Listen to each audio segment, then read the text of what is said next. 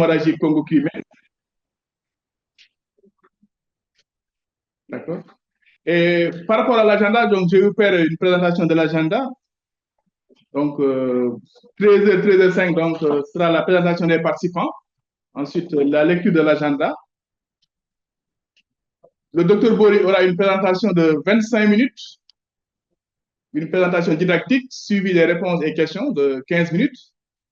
Ensuite, nous allons appeler le docteur Abdou Padam, donc, qui va nous présenter aussi sûrement donc, côté laboratoire, donc comment se fait le diagnostic et la caractérisation. Là aussi, nous aurons des questions et des réponses sur cette présentation. Ensuite, des échanges de 5 minutes sur les deux présentations. Et pour clôturer, donc, nous allons voir un peu, donc, faire un sondage donc, et parler donc, des prochaines sessions et un mot de clôture. Maintenant, juste vous rappeler des actions importantes qu'il faut retenir. Donc, ça, c'est les bonnes pratiques. Donc, déjà, si vous ne parlez pas, donc, il faudra essayer de fermer les micros si on n'a pas la parole. Donc, gardez votre vidéo allumée donc, tout au long de la session si c'est possible. Et essayez de positionner donc, votre caméra. Et si on vous donne la parole, donc là, vous devez vous présenter, activez votre micro, donc dites votre nom et votre organisation d'appartenance et votre lieu de travail. Maintenant, lorsque vous avez la parole, donc gardez les téléphones portables en mode silencieux pour éviter les interférences. Et assurez-vous pour éviter des soucis donc d'avoir une bonne tonalité, une bonne connexion Internet. Donc, maintenant, pour des questions, donc, si vous avez des questions, donc, vous pouvez lever la main ou bien même nous écrire au niveau du chat. Donc, s'il y a des problèmes techniques, parce que ça peut arriver, parce que s'il y a des problèmes techniques, vous pouvez envoyer un message via le chat donc pour qu'on puisse vous aider, donc un appui technique. Et pour ça, donc, il faudra écrire votre nom et votre organisation. Donc, vous pouvez retrouver donc, les présentations écho, donc on peut vous les envoyer. Et il faut noter surtout qu'en fait, la session est enregistrée. Donc, c'est les sessions qui sont enregistrées. Et donc, en y participant, donc, vous acceptez donc, au départ donc, d'être enregistré. Donc, merci pour ça. Donc, nous avons vu que certains demandent souvent donc, le certificat, donc il y a des certificats. Donc, il sera demandé de compléter donc, une brève enquête. Ensuite, un lien vous sera mis à disposition dans le chat pour y accéder donc, vers la fin de la rencontre. Et ce lien sera actif pendant 48 heures, donc suivant la session, donc entre aujourd'hui et demain. Donc, concernant l'utilisation de vos données, donc, le programme écho donc, des informations telles que l'inscription, parce que là, ça joue, donc l'inscription, donc l'assiduité, la ponctualité, donc tout ça, avec ces notions qui vont jouer donc, par rapport au programme écho.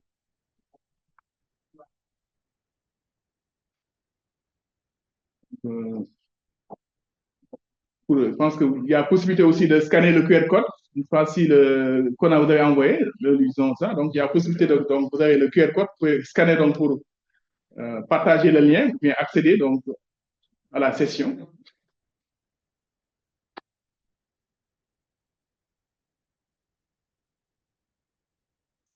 Donc, et je vous remercie donc, pour votre attention. Donc, sans plus tarder, nous allons voir en fait, si le docteur Boli est prêt. Donc, avant de donner la parole au docteur Boli, donc actuellement, vous savez qu'en fait, au Sénégal, il y a une épidémie, en fait, pas épidémie, donc il y a des cas de fièvre Congo-Crimée. Et le docteur Boli est carrément donc, au cœur de la surveillance. Donc, il est le chef de la division surveillance épidémiologique et riposte vaccinale au sein du ministère de la Santé et de l'Action sociale. Donc, il est spécialisé en santé publique et aussi il est le président donc, du comité de pilotage du réseau de surveillance sentinelle syndromique au Sénégal. C'est le réseau 4S. Je pense que vous avez dû entendre parler du réseau 4S. Et aussi, il est le point focal national, donc RSI, et aussi du comité national de gestion des épidémies. Donc, docteur Bori, si vous êtes là, donc vous avez la parole donc, pour votre présentation. Merci. Merci, professeur Diop, et merci de nous avoir donné cette opportunité de partager avec la communauté scientifique quelques réflexions sur la fièvre hémorragique Crimée-Congo. Et en tout cas, merci de l'introduction et rappeler qu'on est membre du point focal national RSI du Sénégal.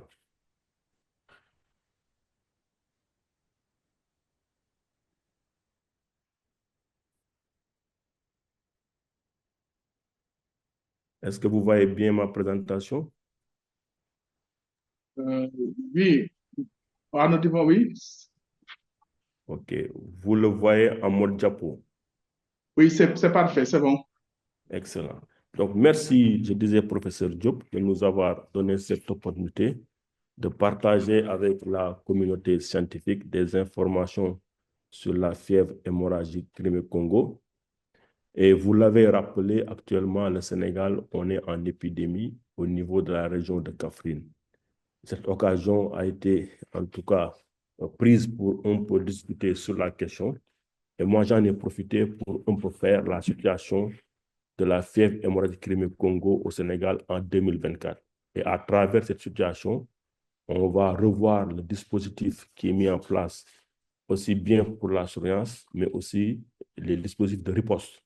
Et on va terminer par quelques perspectives qui sont en tout cas, qui découlent des défis qui ont été identifiés tout au long de cette présentation.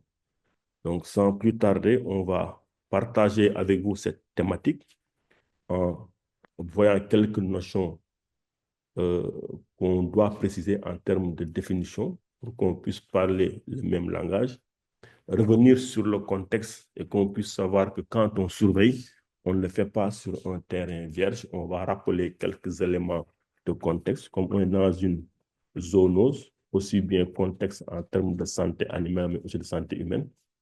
On va voir l'épidémie descriptive des cas de Crimée-Congo en 2024.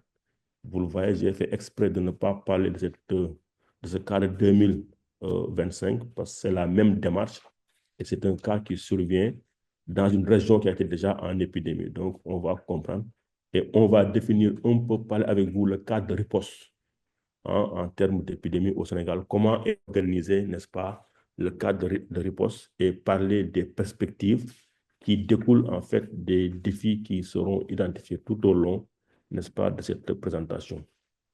Donc, sans plus tarder, rappeler que la fièvre hémorragique de Crimée-Congo, n'est-ce pas, est une zoonose et fait partie, en tout cas au niveau du Sénégal, des zoonoses que nous suivons de façon régulière à travers notre système de surveillance.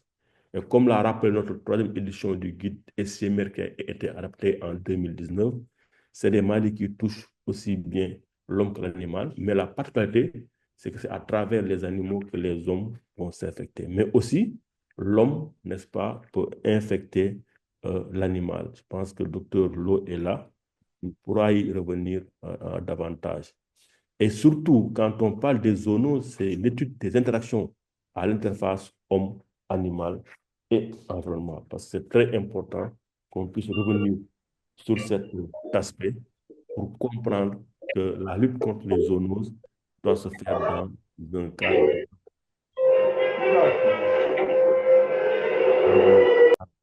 de One Health.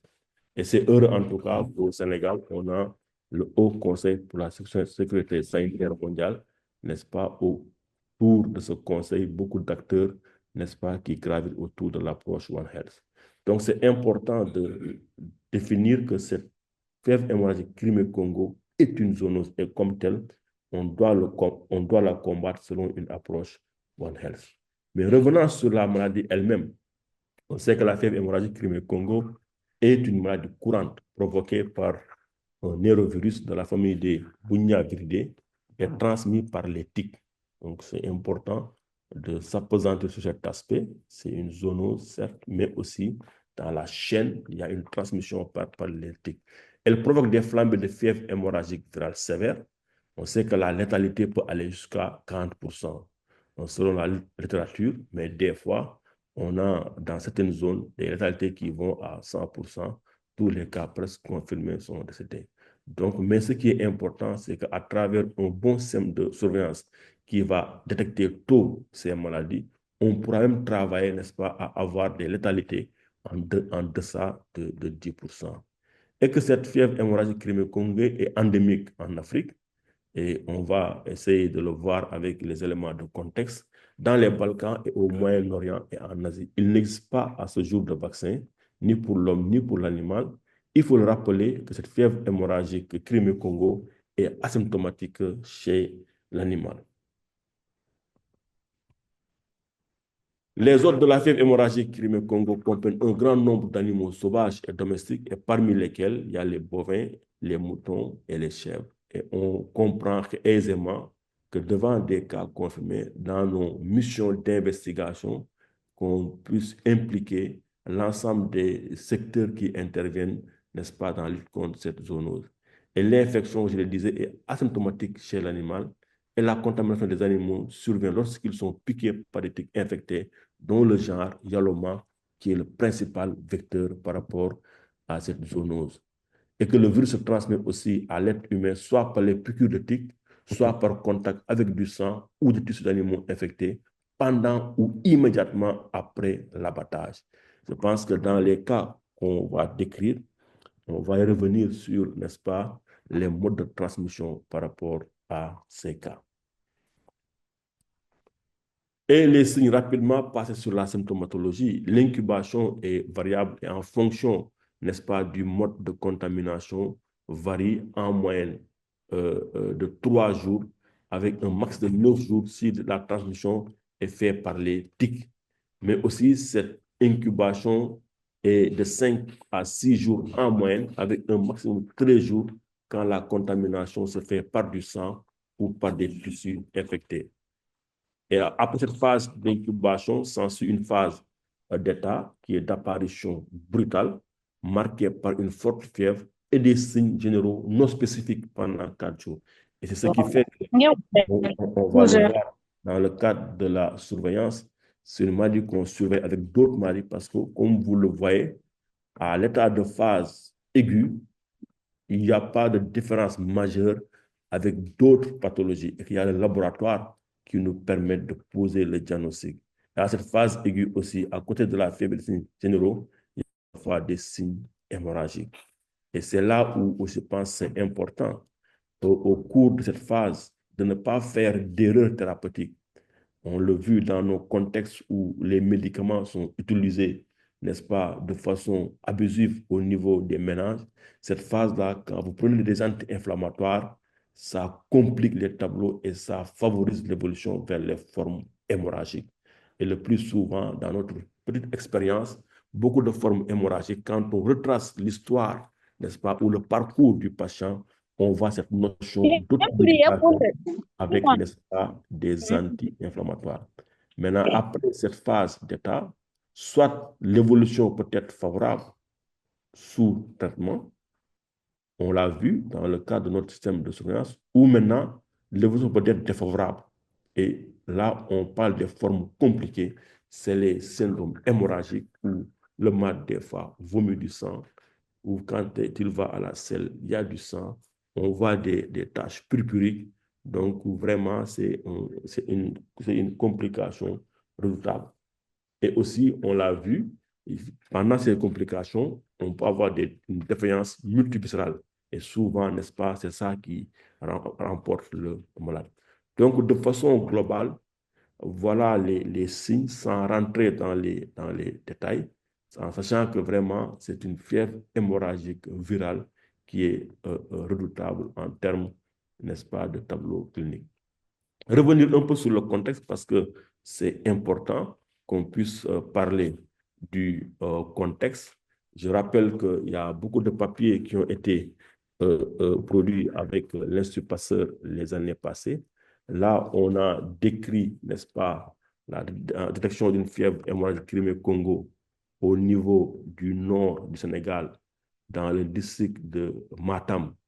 Un cas qu'on a investigué et que le laboratoire a fait l'analyse phylogénique et qu'on a vu que ce cas, n'est-ce pas, était du génotype 3, était apparenté, n'est-ce pas, à des cas qui ont été déjà isolés en Mauritanie en 1984, aussi des cas isolés en Espagne en 2016. Pour vous dire que quand on dit que la fièvre hémorragique Crimée-Congo est là endémique, c'est parce qu'il y a des évidences scientifiques.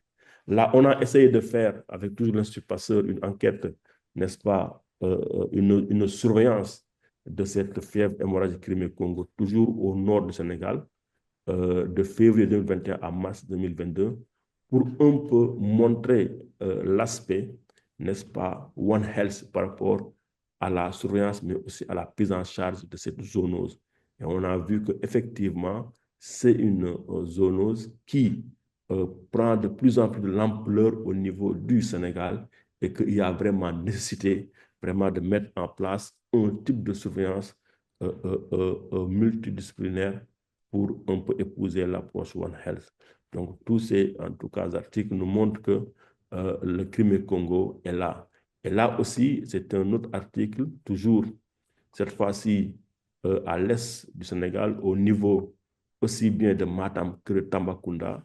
C'était quand on avait isolé aussi des cas de fièvre hémorragique Crimée-Congo et que les investigations faites de façon multisectorielle, n'est-ce pas, avaient permis de prélever des tiques, mais aussi de prélever des animaux et qui avaient montré cette corrélation qui existait entre cette maladie qui apparaissait chez les humains, mais aussi qui était due, n'est-ce pas, à des animaux qui étaient infestés. Et je rappelle, l'infection chez l'animal reste asymptomatique et que cette maladie aussi a été transmise dans ces cas-là par des tiques. C'était l'exemple caractéristique au niveau de la région de Tambacounda, au Pentum, où la patiente, n'est-ce pas, a été infectée suite à la piqûre, n'est-ce pas, des tiques. Aussi, dernier article sur lequel on a travaillé avec le Crimée-Congo, c'est quand on avait des cas humains à Podor, dans la région toujours nord du Sénégal, et qu'on a fait une investigation multisectorielle avec une investigation entomo, n'est-ce pas, qui avait documenté la présence d'autres espèces, n'est-ce pas, de tiques dans la transmission de la maladie. Pour vous dire que c'est une maladie qui est là au Sénégal, qui s'est bien installée. Et on a vu qu'avec le temps, cette maladie progressait. Et je pense que là aussi, on remercie au passage nos collègues du secteur de l'élevage qui ont aussi fait un travail remarquable, n'est-ce pas, en faisant la cartographie de risque, n'est-ce pas, de la fièvre hémorragique Crimée-Congo au niveau du Sénégal. Et vous remarquez qu'au niveau de la région nord, au niveau de la région est, le risque est extrêmement élevé, n'est-ce pas? Au niveau de la région centre, sud, en venant vers l'ouest, en tout cas, le risque s'amenuisait. Mais ce qui est évident et ce qui est constant, c'est que la fièvre hémorragique Crimée-Congo est là, est présente chez les animaux et que le risque est important, d'où en tout cas cette nécessité de sensibiliser aussi bien les professions qui exposent, mais aussi faire la sensibilisation au niveau de la communauté en sensibilisant les éleveurs et ceux qui travaillent, n'est-ce pas, avec le bétail. Mais surtout, sensibiliser sur les comportements avec nos modes d'habitation par rapport à la transmission de la maladie par les tiques. Donc, je pense que c'est important et on va le voir. Le risque est là présent au Sénégal. Maintenant, est-ce qu'on a un système qui nous permet de détecter de façon précoce, n'est-ce pas, cette maladie? Et toujours dans les éléments de contexte, rappelez qu'en dehors de la fièvre hémorragique Crimée-Congo, en 2024, plus, n'est-ce pas, d'une cinquantaine d'épidémies ont été gérées au niveau du pays. Et là, vous l'appelez, c'est la cartographie, n'est-ce pas, des épidémies de 2024 au Sénégal, où à côté de la fièvre hémorragique Crimée-Congo, il y a d'autres zoonoses, telles que la fièvre de la vallée du Rift qui a été, n'est-ce pas, diagnostiquée dans des districts, mais aussi la présence d'autres arboviroses. On a vu que la dengue était là présente. Vous voyez, on a vu aussi des épidémies de rougeole qui ont marqué l'année 2024. Bref, pour vous dire que l'année 2024 a été marquée par plus qu'une cinquantaine d'épidémies qui sont passées au niveau des districts. Il y a des districts même qui ont eu à enregistrer 3 à 4, n'est-ce pas, épidémies. Mais ici, ce qui était important, c'est que la détection était précoce et que les épidémies ont été jugulées n'est-ce pas, dans le temps. Et on va revenir sur quel a été le dispositif, n'est-ce pas, qui nous a permis au Sénégal de détecter autant d'épidémies. Je rappelle que le dispositif de surveillance au Sénégal est fait de la surveillance de routine. C'est une surveillance au cours de laquelle l'ensemble des structures de santé notifient de façon hebdomadaire des cas. Et par rapport à la troisième édition du guide SCMR, le Sénégal a identifié 52 maladies ou événements. Mais c'est seulement 22 qui sont suivis régulièrement au niveau de notre bulletin épidémiologique de surveillance. Et que la saisie des données aussi se fait dans le TSS au niveau opérationnel. Donc, heureusement, aujourd'hui, on dit que la tension est élevée. Donc, en tout cas, on doit avoir beaucoup de compétences. Mais retenez que par rapport à ce système de surveillance, c'est l'ensemble des structures qui participent à ce système de surveillance. Et les informations aussi sont coordonnées, colligées au niveau des districts sanitaires. Et ensuite, n'est-ce pas, ces informations remontent au niveau des provinces et au niveau national. Comme il y a d'autres pays qui nous écoutent, c'est important de bien s'arrêter sur ces systèmes de surveillance. Je sais que dans beaucoup de pays africains, on a le même modèle d'organisation de notre système en termes de district. Mais ce qui est important, c'est que cette surveillance-là se fait au niveau des structures, aussi bien publiques que privées, et souvent au niveau opérationnel coordonné par les districts.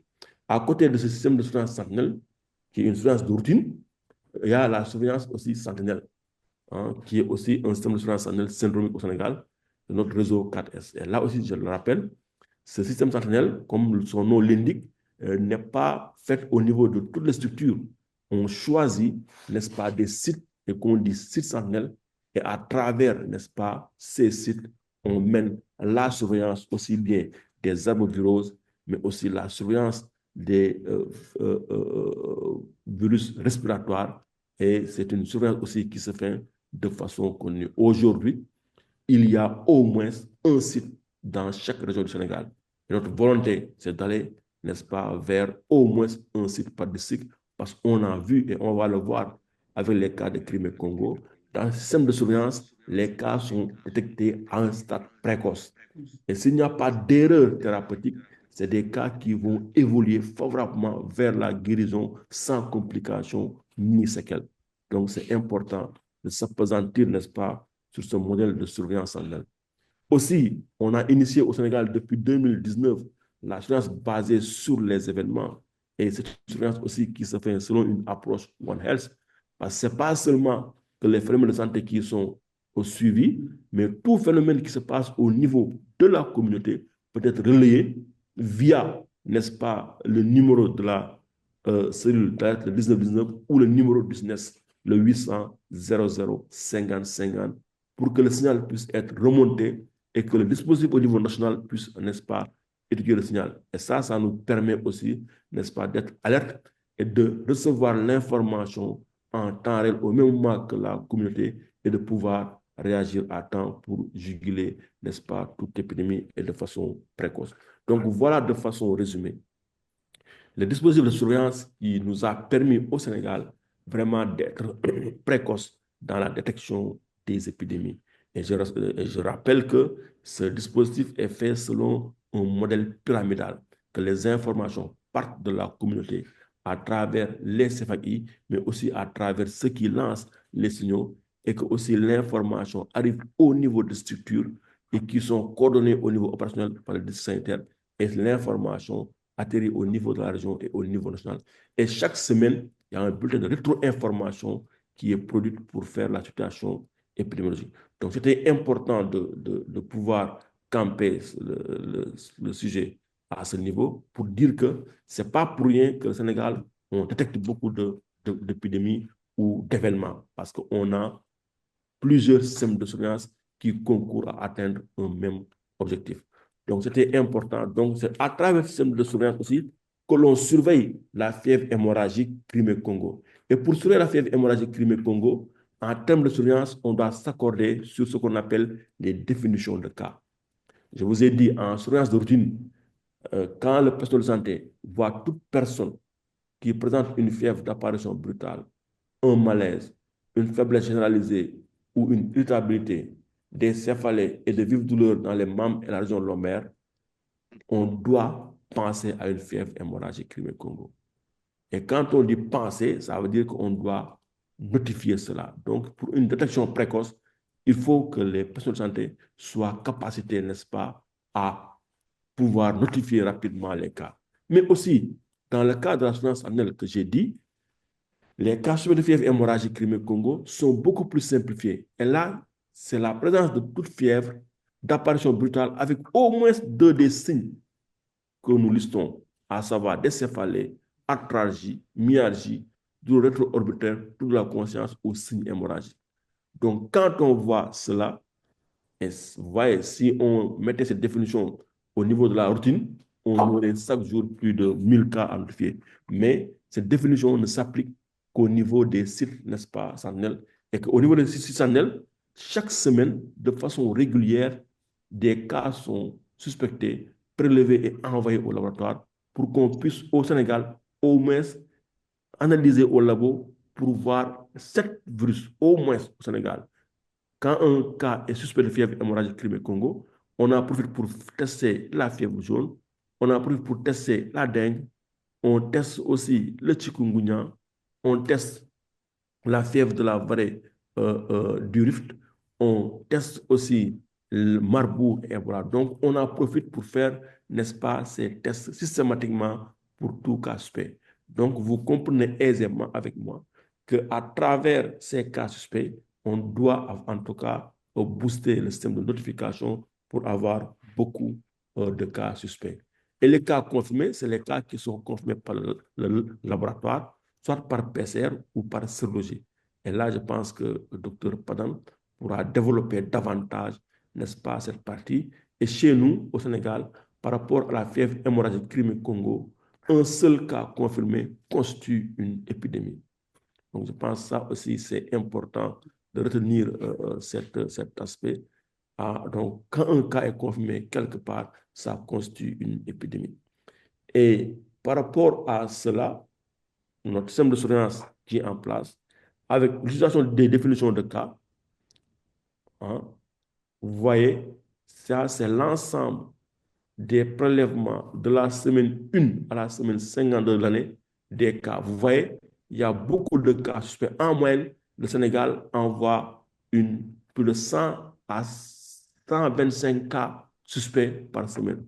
Vous le cumulez l'année, on est presque à presque 10 000 cas suspects au cours de l'année qu'on teste au niveau de laboratoire par rapport à ces 7 virus que nous cherchons régulièrement. Mais vous voyez, ces maladies-là ont des périodicités par rapport aux arboviroses et on voit qu'au dernier trimestre de l'année, on a beaucoup de cas de dengue. Mais ici, ce qui nous intéresse essentiellement, c'est la fièvre hémorragique Crimée-Congo. Et on sait que par rapport à cette même donnée, vous voyez, les cas de fièvre hémorragique Crimée-Congo en 2022, n'est-ce pas, survenaient presque tout au cours de l'année, mais ce n'était pas beaucoup de cas. Et on va revenir sur chacun de ces cas, parce qu'au total, on avait enregistré 9 cas confirmés en 2024. Et vous voyez, la semaine 12, qui correspondait un peu au mois de mars, n'est-ce pas, à la semaine 16-17, n'est-ce pas, au mois d'avril et de mai, il y avait des cas. Donc aussi, à la semaine 29, c'était presque au mois de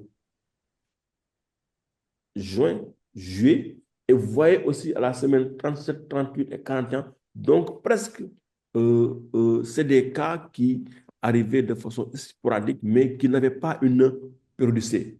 Et ça aussi, les données empiriques du Sénégal nous montrent que la fièvre hémorragique du Congo est là.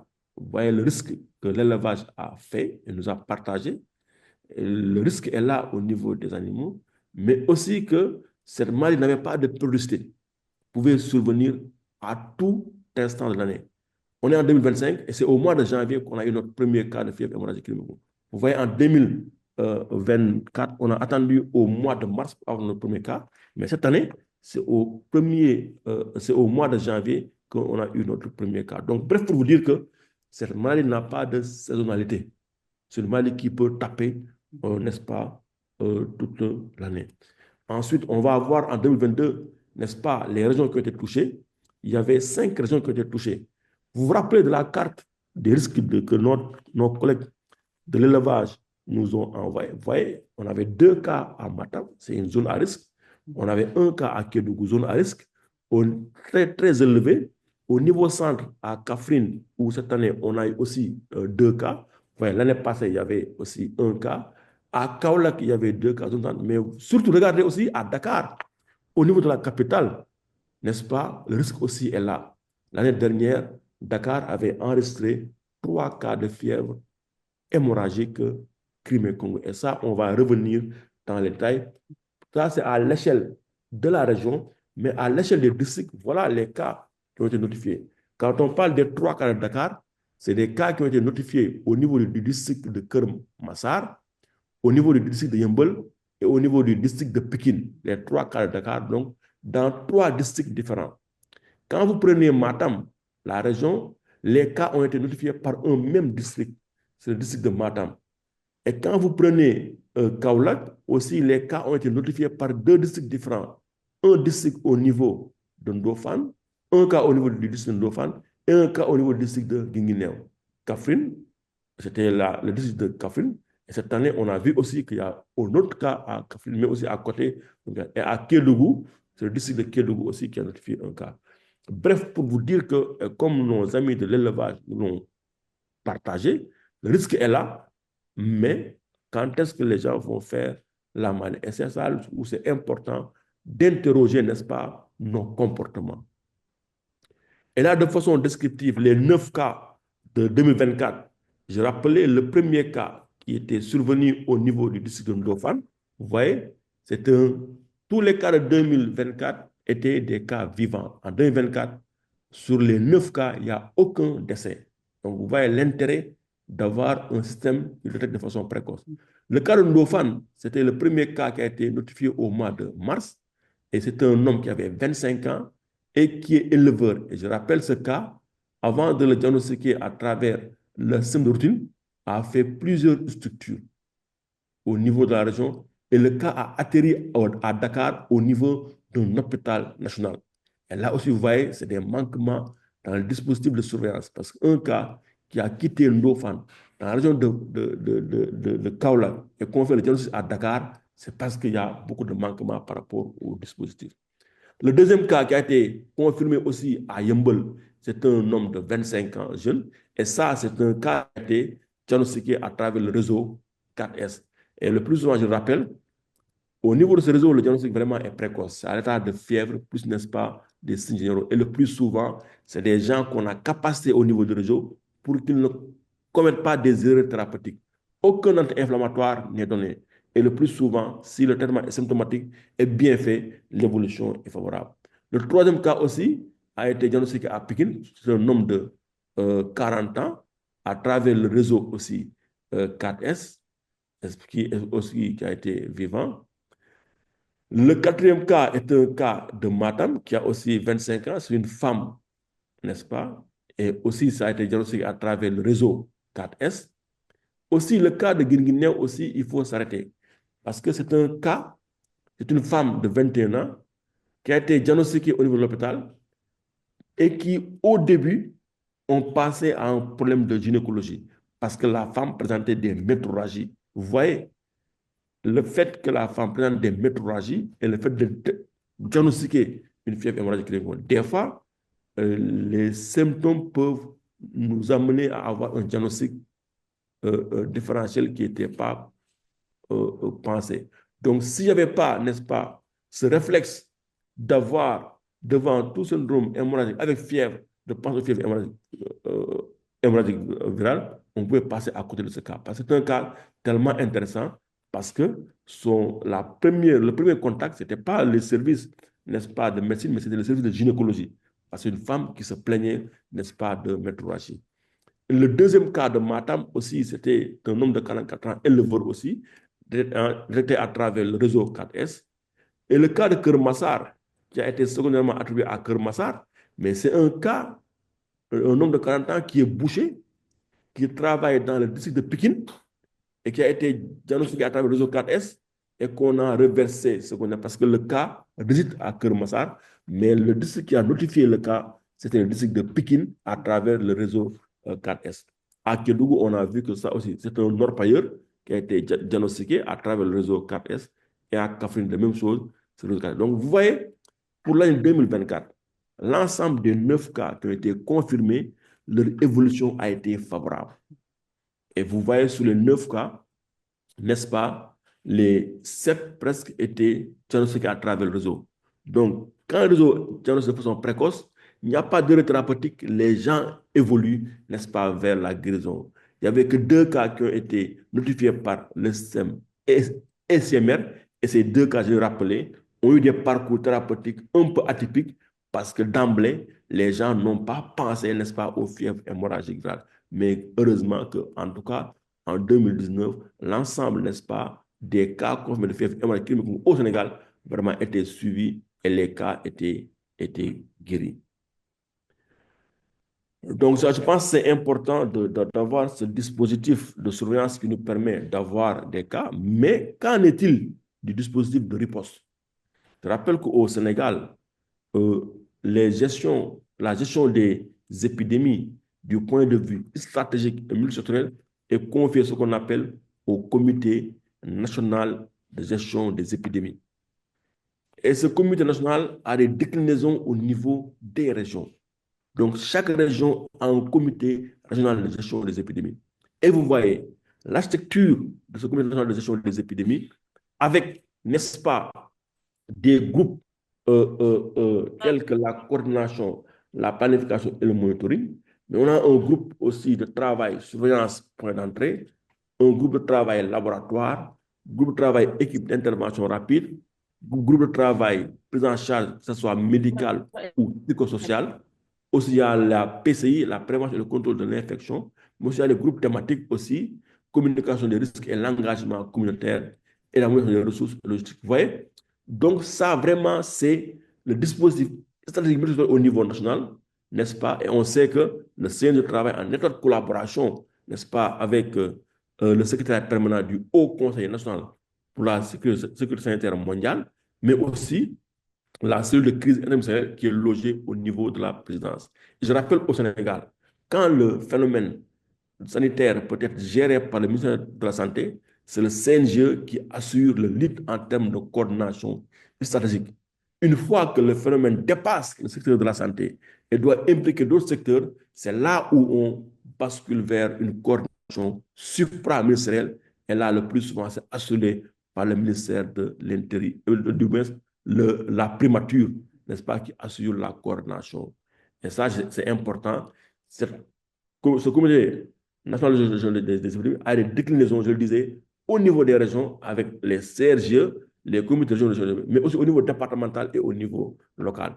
Et vous voyez, dans cette coordination stratégique maintenant, il y a une coordination maintenant tactile et opérationnelle. Et nous, au Sénégal, maintenant, on gère le dispositif. Ça, j'ai donné l'exemple du dispositif Mpox qui a été mis en place. Et c'est le même parce qu'on gère maintenant à travers le système de gestion des incidents. Même chose. La dernière épisode de Crimée-Congo, la déclinaison a été faite au niveau région. Donc, le système de gestion de l'incident a été fait au niveau de la région. Ici, c'est un exemple de SGI où on a de façon globale la même ossature, n'est-ce pas, avec les unités de communication, mais aussi les unités de sécurité et liaison. Mais ce qui est important, les sections. On a 4 sections: planification, section des opérations, section logistique et section administrative. Et à travers les sections, c'est ce qui gère maintenant de façon opérationnelle l'événement au niveau des structures. Donc voilà le dispositif de riposte que le Sénégal maintenant adopte. Donc un dispositif stratégique de coordination au niveau national, mais aussi un dispositif opérationnel permanent, n'est-ce pas, pour gérer l'incident. Et je rappelle que aussi au Sénégal, au niveau des régions, on peut avoir les déclinaisons des systèmes de gestion de l'incident. Et je rappelle que l'actuelle épidémie à Kaffrine, on a un dispositif de gestion de l'incident au niveau régional où le lead a été assuré par le gouverneur. Donc, en termes, je vais finir par ça, le temps est parti, est presque terminé, par les perspectives. En faisant quoi? on est dans nous, au Sénégal, dans cette dynamique, n'est-ce pas, de faire l'extension du réseau 4S. Donc, on est au moins à un site par région. Maintenant, on va aller à un site par district. Et là, on est dans cette dynamique. Actuellement, on est à presque une quarantaine de sites au niveau national sur 79 districts. Aussi, l'orientation des acteurs sur le plan de compétences. Le Sénégal, à travers les informations sur l'affaire de Crimée-Congo, on a élaboré un plan de compétences. Et là, vous voyez, cette année, on a eu un cas de Crimée-Congo à Fatick. À travers l'évaluation des critères géographiques, de gravité et virologiques, on a décidé que la réponse soit locale. Et c'est la région qui a géré.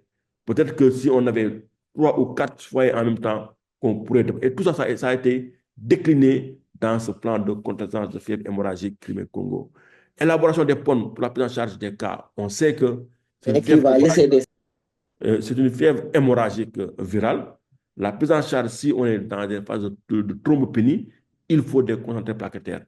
Et là aussi, je pense qu'on va aller vers ça, parce que ça a été discuté lors de la dernière réunion du CNG de lundi passé, qu'on puisse aller vers l'élaboration de ces procédures opérationnelles normalisées pour la prise en charge de la fièvre hémorragique. Et que ça se fasse de la même manière au niveau de tous les hôpitaux du pays. Et enfin, essayer de voir comment intégrer, n'est-ce pas, la lutte contre ces maladies à travers un programme national de lutte contre les maladies à transmission vectorielle. Je pense qu'aujourd'hui, on a assez de recul et de données pour pouvoir aller dans l'intégration par rapport à une consommation. Donc voilà, professeur Diop, ce que je voulais partager avec vous sur la fièvre hémorragique Crimée-Congo. Et merci de votre attention. Merci beaucoup, Dr. Boli, pour cette présentation qui est riche en enseignements et en informations. Donc, il a campé le sujet et il est revenu carrément sur les dispositifs de surveillance au Sénégal en général et en particulier sur la fièvre hémorragique Congo-Crimée qui est en mode épidémie actuellement au Sénégal. Donc, je pense que je ne vais pas résumer. Je pense que la présentation a été très claire. Maintenant, je vais donner la parole à notre maître, le professeur Cheikh Sadibou Boye. Je ne sais pas s'il était là. Donc, professeur Boye. Je vous remercie déjà, Amadou, pour la facilitation. Vous m'entendez bien? Professeur Boye, on ne vous entend pas bien. Vous ne m'entendez pas bien.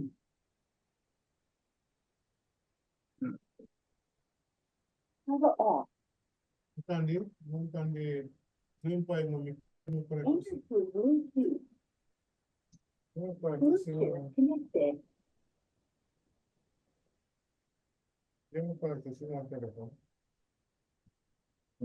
Professeur Boye, on vous ressent mal, hein?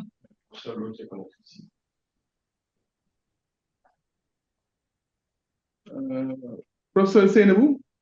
Allez-y, Seynabou. Professeur Seynabou? Oui, merci beaucoup, professeur Diop, pour la modération. Merci également à notre expert, le docteur Boli, et également merci à tous les participants. Je pense que la présentation de docteur Boli est très intéressante et elle nous a permis quand même de faire le point sur la situation au niveau du pays, le nombre de cas durant toute l'année, mais surtout quand même les initiatives du ministère et les sites sentinelles. Parce que c'est important en tant qu'acteur de la santé, quand on a des cas de façon isolée comme ça, qu'on puisse savoir à qui s'adresser. Et je vois que là, dans la présentation, on sent bien que c'est bien organisé au niveau du ministère et c'est également bien organisé au niveau des différents sites sentinelles. Donc, merci beaucoup, Dr. Diop, pour tous ces éclaircissements. Et je pense que je peux retourner la parole au professeur Diop pour la modération, pour la suite du webinaire. Merci beaucoup. Bonjour, professeur Diop, vous m'entendez? Oui, professeur Boye, on vous entend. En tout cas, je suis content pour cette session et surtout remercier et féliciter le docteur Boli Diop pour cette présentation très didactique et très riche qui nous a permis d'avoir beaucoup d'informations sur le dispositif mis en place au Sénégal. En tout cas, merci encore une fois et tous nos remerciements à la fois au docteur Boli et aussi au ministère de la Santé pour toute l'organisation mise en place dans la prise en charge et la surveillance de de la fièvre Crimée-Congo. Merci encore, professeur Diop. Je vous repasse la parole. D'accord. Merci, professeur Boy. Donc, dans sa présentation, le docteur Boy a signalé qu'il s'agissait d'une zoonose. Donc, il y avait plusieurs acteurs qui sont impliqués. Donc, tout à l'heure, j'avais aperçu le docteur Lo. Je ne sais pas s'il est toujours là. Oui, je suis toujours là. Je suis toujours là. D'accord. D'accord. Docteur Lo, ensuite, aussi, nous allons donner la parole au professeur Alain Béji. Donc, avant de laisser la parole aux intervenants. Docteur Lo, vous avez la parole.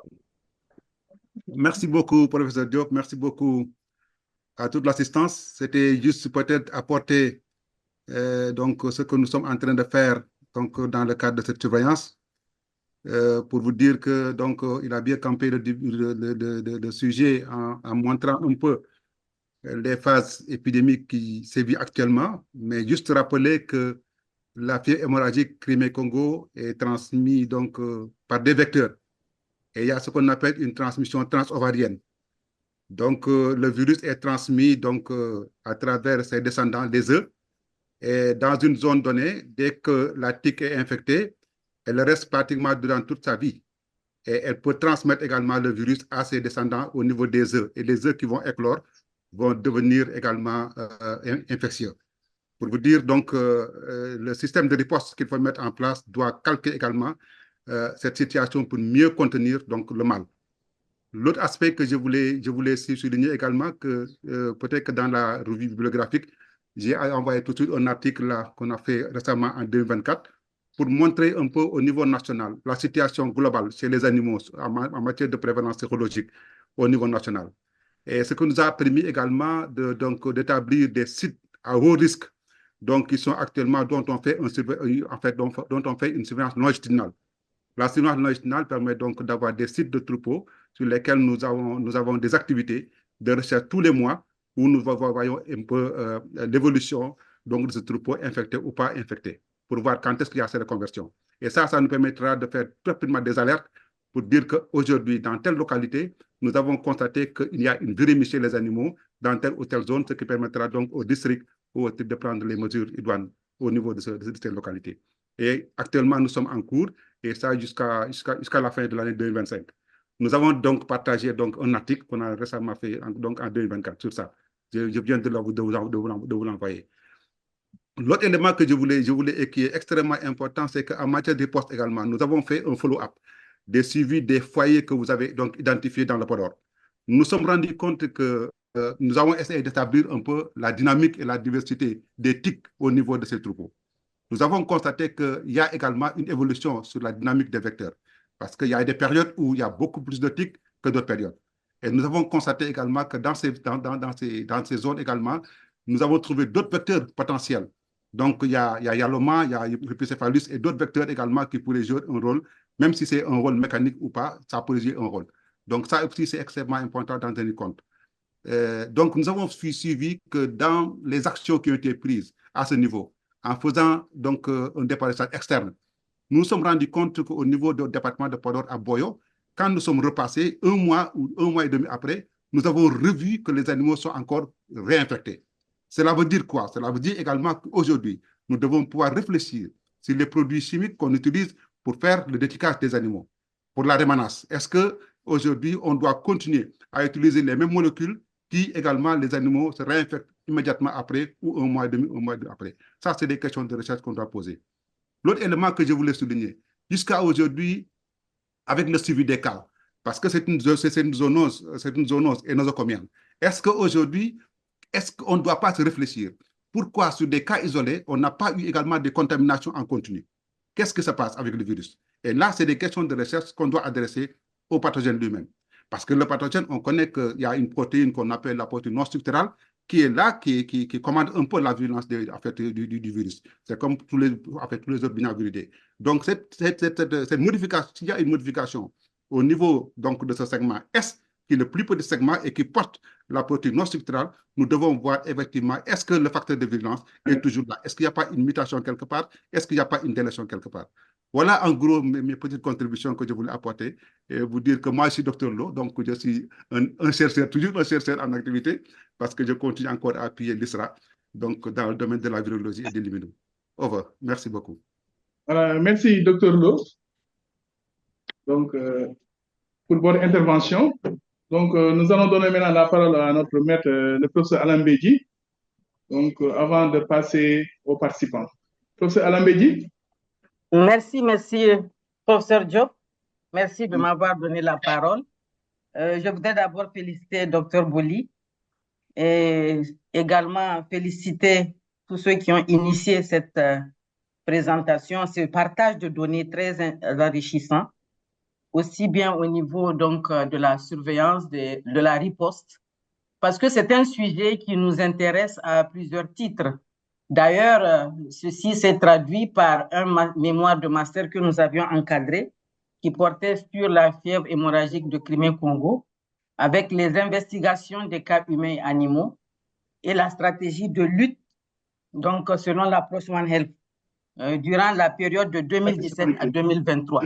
Donc, l'idée, c'était de faire la synthèse, de voir au Sénégal ce qui se passe en termes de stratégie de lutte contre cette maladie qui, comme l'a montré la présentation de professeur Boli, qui gagne du terrain quand même du côté humain. Même s'il n'y a pas beaucoup de cas, il y a quand même matière à réflexion et surtout à améliorer le dispositif de surveillance. Donc, globalement, j'ai vu qu'il y a beaucoup de choses qui ont été dites du côté humain. Et j'ai l'impression que le côté animal n'est pris en compte que lors des investigations.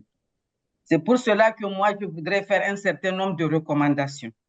Donc, il va falloir intégrer les vétérinaires. Il n'y avait pas, par exemple, d'épidémio dans le réseau que vous avez présenté tout à l'heure, épidémio vétérinaire. Je pense que c'est important qu'on puisse inclure également un épidémiologiste vétérinaire dans ce réseau. Mais également, c'est de faire en sorte, puisque heureusement que Dr. Lo l'a dit tout à l'heure, cette séroprévalence qui a fait l'objet d'un article, si je me trompe. Donc, il va falloir poursuivre également des investigations dans ce domaine du côté animal parce que, compte tenu du fait que la maladie est asymptomatique chez les animaux, un suivi par la séroprévalence est très important. Ça permet d'alerter, mais également la recherche du virus au niveau des tiques. Donc, la recherche doit également s'appesantir sur cet aspect de cette maladie vectorielle qui peut être donc insidieuse éventuellement à travers ce caractère asymptomatique chez les animaux. Autre élément, moi, mon inquiétude, Dr. Boli l'a dit tout à l'heure, une patiente qui a quitté un district, une structure sanitaire vers une autre. Quelles sont les dispositions qui sont prises? Quels sont les risques encourus par le personnel de la santé? Voilà, merci beaucoup. C'est pour ne pas monopoliser la parole. Merci beaucoup, professeur Alain Bédi. Maintenant, donc, nous allons passer à la session donc, des participants. Nous allons donner la parole aux participants s'il y a des questions, des clarifications ou bien des éclaircissements. La parole est à l'assistance. J'ai une question. OK. Professeur Alimatou a une... Oui, bonjour à tous. Bonjour à Dr. Boli pour cette très belle présentation. Bonjour à nos maîtres, professeur Alain Bédi, professeur Boy. Bonjour aussi à Dr. Moustapha Allo et à tous les collègues qui sont connectés. Dr. Boli, moi j'ai une question. Peut-être vous ou les collègues vétérinaires. Vous avez dit que le taux de mortalité habituellement peut être très élevé, de l'ordre de 40%. Tous les cas que nous avons notés au Sénégal, il n'y avait pas eu de mortalité. Est-ce qu'il y a des génotypes particuliers qui sont responsables, qui sont plus mortels que d'autres? Est-ce qu'on a des idées? Est-ce qu'on a un retour des informations par rapport aux différents types qui circulent? Est-ce qu'il y a des sous-types ou des génotypes particuliers qui pourraient être beaucoup plus mortels que d'autres? Merci beaucoup. Merci, professeur Alimatou. Donc, je vois No Diaby, docteur Diaby. Docteur Diaby, vous avez la parole.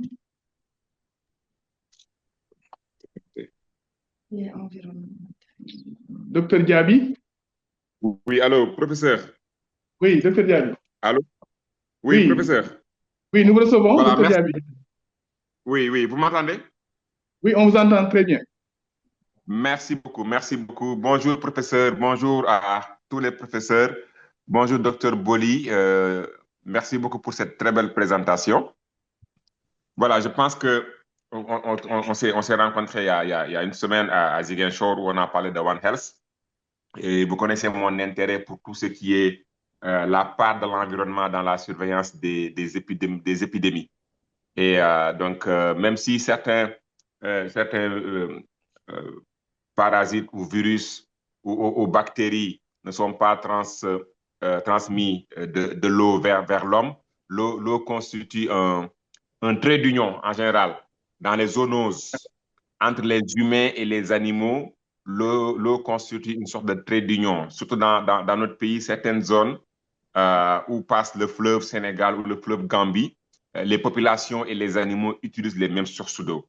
Donc, en termes de surveillance environnementale, pour prévenir ces épidémies-là, en tout cas pour surveiller, dans les points critiques, surveiller les eaux de surface pourrait être aussi quelque chose d'assez intéressant parce que ça permettrait, même si on n'a pas de cas officiel, d'avoir de l'information sur la circulation donc du pathogène dans l'environnement. Voilà, c'est cette contribution que je voulais donner en marquant la disponibilité de notre laboratoire à collaborer et à intervenir sur cet aspect-là. Merci beaucoup. Merci beaucoup, docteur Diaby. Est-ce qu'il y a d'autres intervenants? Donc, comme ça, nous allons ramasser 3 questions donc, pour docteur Boli. Est-ce qu'il y a d'autres intervenants? Apparemment, non. Donc, nous allons donner la parole au docteur Boli pour apporter des éléments de réponse par rapport à ces interventions. Merci. Merci, professeur Diop. Donc, à mon tour de remercier en tout cas l'ensemble des intervenants, à commencer par le professeur Boy, mais surtout les professeurs Seynabou qui nous ont donné l'occasion de partager, n'est-ce pas, cette situation épidémiologique de 2024. Je rappelle, c'est important. Le professeur Alimatou a posé cette question par rapport à la létalité. Je n'ai fait que la cartographie de 2024. Mais si on fait la cartographie de 2023, on avait enregistré un total de 11 cas et parmi ces 11, il y avait 4 qui étaient décédés. Donc, vous voyez là-bas, la létalité était un peu élevée.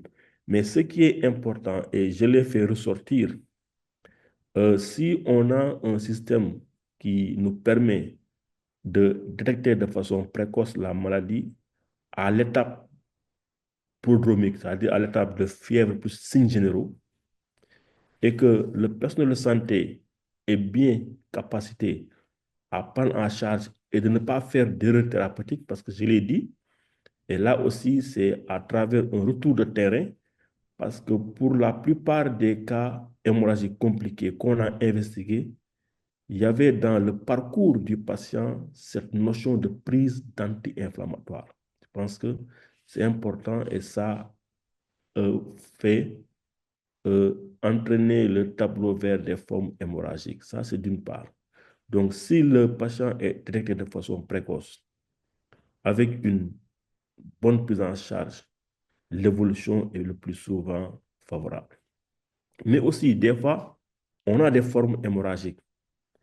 Et ce qui aggrave le pronostic, c'est que si on ne dispose pas de concentré plaquettaire, et dans les formes hémorragiques, le plus souvent, on a des thrombopénies sévères. Et ça, vous conviendrez avec moi que le traitement, ce n'est pas la transfusion de sang totale. Si vous le faites, vous perdez votre malade. Je pense qu'on a eu des expériences fâcheuses ici au niveau des hôpitaux de Dakar, où on a eu à faire des supervisions formatives, de retour sur le dossier. Et je pense que depuis qu'on a travaillé avec les hospitaliers sur la prise en charge précoce de ces cas hémorragiques avec thrombopénie, par non de la transfusion de sang totale, mais par des concentrés plaquettaires, on parvient là aussi à récupérer même des formes graves. Des formes hémorragiques avec thrombopénie sévère, si on assure la transfusion de composants plaquettaires, on peut récupérer les maths. Maintenant, la question de fond aussi que vous avez posée et que le docteur Lo même, je pense, a posée, c'est par rapport aux propriétés du virus elle-même, par rapport à sa virulence. Et ça, je pense que c'est une question de recherche. On peut donner ça aux scientifiques, aux chercheurs que vous êtes. Mais nous, c'est un constat qu'on a fait. Les éléments de bon pronostic, c'est d'abord la précocité du diagnostic. On voit que tous les cas directés à travers le réseau 4S, et je rappelle qu'il est présent aujourd'hui dans toutes les régions du Sénégal. Peut-être aussi, je pourrais partager cette présentation pour que les praticiens sachent, en cas de besoin, quelle structure est sentinelle ou pas. Et que aussi la prise en charge est normale et codifiée par des procédés qui sont valables et validés, on peut ne pas perdre beaucoup de cas. Maintenant, la question fondamentale, et je pense que je retourne cette question aux chercheurs, c'est de voir par rapport aux caractéristiques même du virus, est-ce que le virus a perdu, n'est-ce pas, de sa, entre guillemets, de sa virulence? Je pense que ça, c'est une question qu'on donne aux chercheurs. Et ça nous permet aussi de répondre à la question du professeur Alain, que par rapport au personnel, Docteur Boli. et le plus souvent, oui, oui. Donc, juste pour, si c'est possible, en une minute, hein, parce qu'il y a une deuxième présentation. Oui, je je termine par le professeur Alain, que par rapport au personnel, à chaque fois qu'on investigue des cas de fièvre hémorragique, il y a un aspect par rapport à la prévention et contrôle de l'infection. Et ça aussi, on a vu que nos structures, n'est-ce pas, ne sont pas aux normes par rapport à cela. Et qu'il y a des facteurs, n'est-ce pas, de propagation de la maladie. Mais à chaque fois qu'on a des cas de crime aussi, on suit les contacts. Et je pense que la règle au Sénégal, c'est que les contacts, en tout cas pour les 2 dernières années qui ont été suivies, il n'y avait aucun contact positif. Mais le cas de cette année de Kafril, parmi les contacts, il y avait un qui était positif. Donc, ça, je pense que cette question, c'est une question de recherche. Mais dans tous les cas, le personnel de santé maintenant doit, devant tout cas, au moins observer les précautions standards. C'est-à-dire en examinant les maths, que ça soit, on ne sait pas qui est porteur de virus de fièvre hémorragique virale, de porter systématiquement vos gants, de mettre, n'est-ce pas, les masques, et qu'entre 2 maths, qu'on puisse ne pas utiliser les mêmes gants ou les mêmes masques. Je pense que ça, c'est des règles élémentaires que tout praticien doit observer, n'est-ce pas, pour limiter la propagation des fièvres hémorragiques. Donc voilà. Et pour le Dr Diaby, je pense qu'on est ensemble dans cette dynamique. C'est vrai qu'on était ensemble à Ziguinchor, mais je pense qu'on verra dans quelle mesure, n'est-ce pas, de façon multisectorielle, comment aussi enrichir cette surveillance à travers, comme je dis, la surveillance de l'environnement. Parce que le One Health, ce n'est pas seulement santé humaine animale, mais aussi c'est l'interface aussi environnement. En tout cas, merci, professeur Diop, pour cette opportunité et on vous remercie de nous avoir donné la parole. Merci et au revoir. Merci infiniment, Dr Boli, donc, pour ces échanges hyper intéressants. Donc, nous aimerions pouvoir continuer, mais nous avons des contraintes de temps. Donc, il nous reste exactement 23 minutes.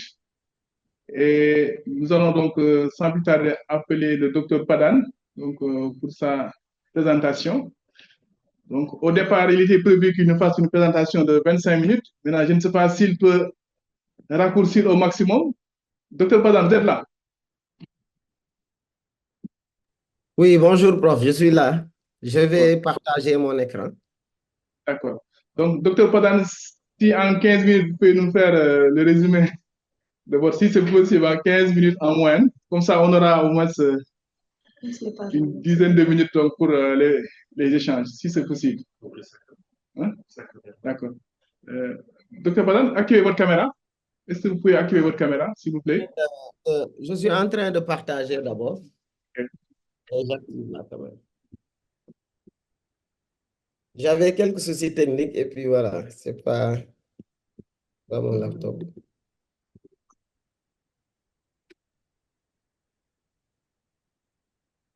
Sinon, Jean, je vous envoie. C'est bon, vous voyez mon écran? Pas encore. Essayez de m'envoyer ça. Peut-être que ça va Ouais. être ça. Essayez de partager. OK.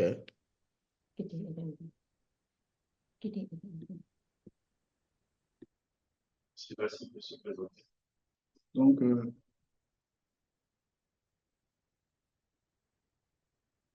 Docteur Padan, donc, il est en train de...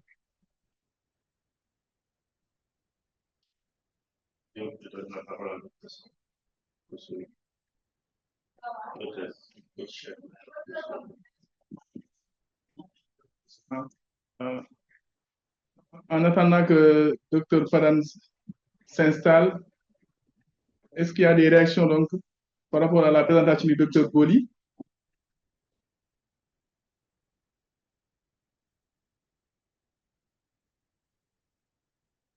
Je vois Docteur Bissoum. Docteur Bissoum, donc vous aussi, vous êtes transversal, hein? Donc, Docteur ouais, Diop, merci. Oui, merci de me permettre de partager mon écran. d'accord. Sinon, je vous envoie directement le... Vraiment, il y a des... Je ne peux pas partager.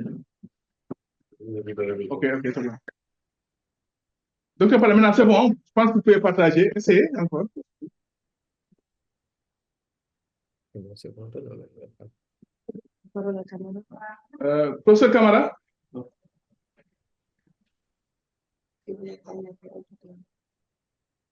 Professeur Camara?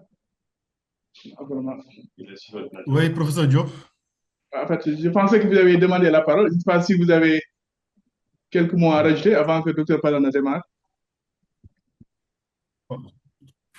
Parce que l'essentiel a été dit par notre professeur Boy. Nous remercions le docteur Boli pour sa brillante présentation, qui nous rassure d'ailleurs de par le dispositif qui est mis en place pour la prise en charge de ces virus qui sont responsables de fièvre hémorragique, comme le cri Congo, et ce qui est vraiment tout à fait rassurant. Montre que vraiment le Sénégal est aux avant-postes de la prise en charge des pandémies. Et ça nous rassure vraiment. Ouais. En tout cas, merci beaucoup et merci aussi à Dr. Padan pour sa disponibilité pour apporter un peu le point de vue ou la contribution du laboratoire dans la prise en charge de cette problématique qui nous intéresse tous, en tout cas qui interpelle tous les secteurs. Donc, l'aspect une seule santé est vraiment important dans la prise en charge de cette pathologie. Et également, Dr. Lo, Mousfa Lo, nous magnifions également la contribution de l'honneur de l'ISRA dans le cadre de la surveillance. Merci bien. Je laisse la parole au Dr. Padan. Donc, Dr. Padan? Oui, merci beaucoup, professeur Diop. Je voudrais, avant l'entame de mon propos, remercier l'association Sosémique de nous avoir donné l'opportunité de partager ces slides qui sont un travail d'équipe. Je dis souvent, les présentations de ce genre nous permettent toujours d'apprendre parce que nous sommes des éternels apprenants. Donc, par rapport à la présentation, nous allons plus nous focaliser sur l'aspect microbiologique. Ensuite, nous allons évoquer quelques symptômes qui découleraient sur le diagnostic indirect, avant de parler des méthodes de diagnostic, et finalement parler des perspectives pour l'identification et la caractérisation au Sénégal, et évoquer quelques pistes pour la recherche.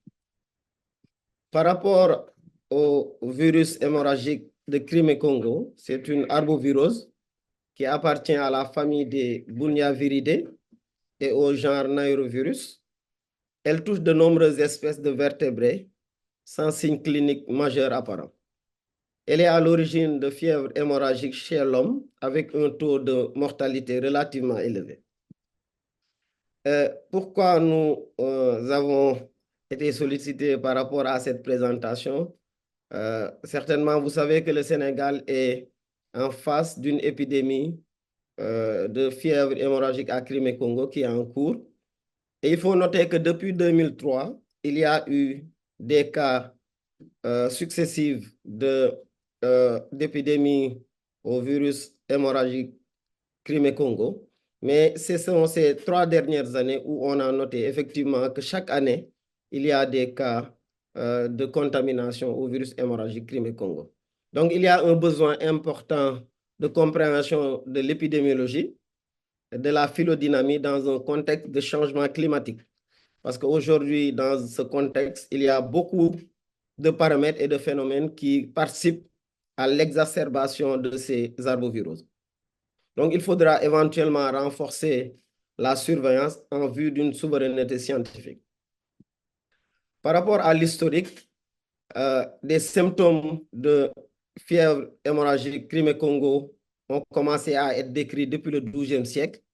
Ensuite, au cours de la Seconde Guerre mondiale, entre 1944 et 1945, les mêmes symptômes ont apparu chez les militaires. Et le premier virus qui a été isolé en 1967 au Crimée. Et quelques années plus tard, en 1970, le virus a été dénommé virus hémorragique Crimée-Congo. Pourquoi j'ai sauté 1956? Parce que le virus a été décrit, les mêmes symptômes de 1956 étaient superposables des symptômes du cas de 1967. C'est pourquoi le nom du virus est partagé entre la Crimée et le Congo. Et enfin, la structure virale et les antigènes ont été décrits en 1969. En 2015, l'OMS a déclaré cet arbovirose comme étant une urgence de santé publique. Donc, il faut voir que depuis 2003 jusqu'à nos jours, il y a eu des cas sporadiques de ce virus au niveau du Sénégal. Et pour le Sénégal en particulier, il y a différents types d'isolement du virus partant des méthodes sérologiques jusqu'aux autres méthodes que ce soit moléculaires et éventuellement un isolement par la culture qui ne se fait pas au Sénégal, j'y reviendrai. Donc, quand vous voyez à la colonne 1, au niveau des cas humains, depuis 2003, des cas humains ont été reportés. Maintenant, des sérologies au niveau des humains aussi ont été décrits depuis 1986. Au niveau des animaux, il y a eu des détections sérologiques qui ont été réalisées depuis 1969. Et au niveau des tiques, qui sont les vecteurs aussi, depuis 1963, l'identification du virus a été réalisée.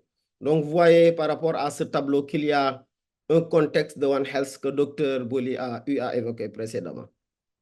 Donc, par rapport à la classification taxonomique du virus, ce virus appartient à l'ordre des Bundia virales et il y a 12 familles essentiellement, avec 3 genres, mais le genre qui nous intéresse est le genre Orthonairovirus, qui contient 15 espèces, dont l'espèce en particulier qui fait l'objet de cette présentation est le Crimée-Congo hémorragique fever virus.